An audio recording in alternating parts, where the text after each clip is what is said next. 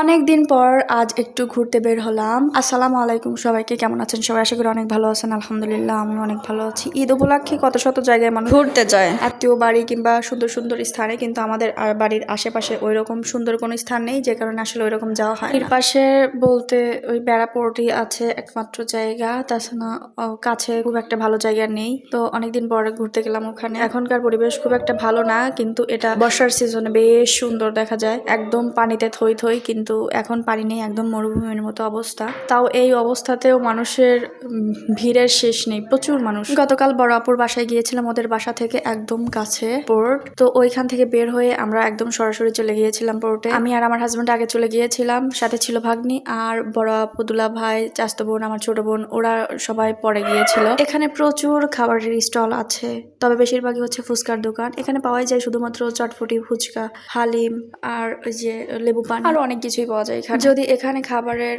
50টা van থাকে, সেখানে 40টা ভ্যানই হচ্ছে ফুচকার, তাছাড়া বাকি 10টা অন্যান্য কিছু আছে। এখানে দেখার মতো কিছু নেই। নাই মামার চেয়ে কানা মামা ভালো, যেরকম একটা কথা আছে ওই টাইপের। এখন নেই, এই কারণে যাওয়া হয়। তবে বর্ষার সিজনে যখন অনেক পানি হয়, তখন মানুষ নৌকা নিয়ে চলাফেরা করে, নৌকা নিয়ে ঘোরে, তখন অনেক বেশি মজা হয়। আর ছোট বাচ্চাদের মজা করার জন্য অনেক কিছু আছে এখানে। এখানে সবচেয়ে বেশি মজা করেছে আমার চাচাতো বোন আর আমার ভাগ্নি। আর আমরা বড়রা সব দর্শক হিসেবে শুধু দেখতেছিলাম, এর বাইরে আর কিছু না। এখানে একটা ঝালমুড়ি মামা অনেক মজার একটা ঝালমুড়ি বিক্রি করতো। এর আগে ওনার কাছ থেকে আমি 2বার খেয়েছি, 2বার গিয়েছিলাম, কিন্তু এবার যে ওনাকে আর খুঁজেই পাই। পরে অন্য একটা মামার কাছ থেকে নিয়েছিলাম, কিন্তু ওনার মতো হয়নি। এই নৌকাতে আমার ছোট বোন, চাচতো বোন, ভাগ্নি, ওরা 4জন উঠেছিল। আমরা নিচ থেকে এত পরিমাণ হাসছি, হাসতে হাসতে একদম পেটে ব্যথা হওয়ার মতো অবস্থা। কারণ ওরা ভয় পেয়ে, ওদের ফেস রিয়াকশন এমন হচ্ছিল যেন না হেসে পারার মতোই না। প্রচুর মজা করেছে ওদেরকে নিয়ে। আমার ভাগ্নি একবার এইগুলাতে উঠেছিল, কিন্তু তার মন ভরেনি। পরে আবার আর একটা উঠেছে। আগের বার বিমানে উঠেছিল, পরের বার বাঘের উপর উঠেছে। অনেক দিন পরে এখানে ঘুরতে যাওয়া। অনেক সময় ঘুরতে যাওয়ার খুব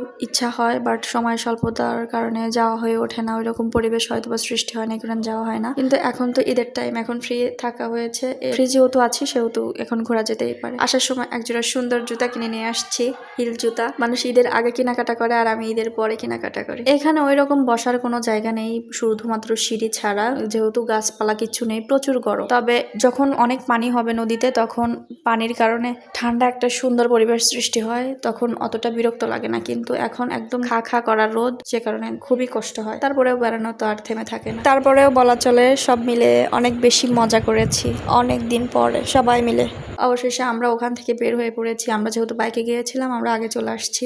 যাই হোক, সবাই ভালো থাকবেন, ভালো রাখবেন ভালোবাসার মানুষগুলোকে। দেখা হবে নতুন কোনো ভিডিওতে। এই পর্যন্ত সবাই ভালো থাকবেন। আল্লাহ হাফেজ।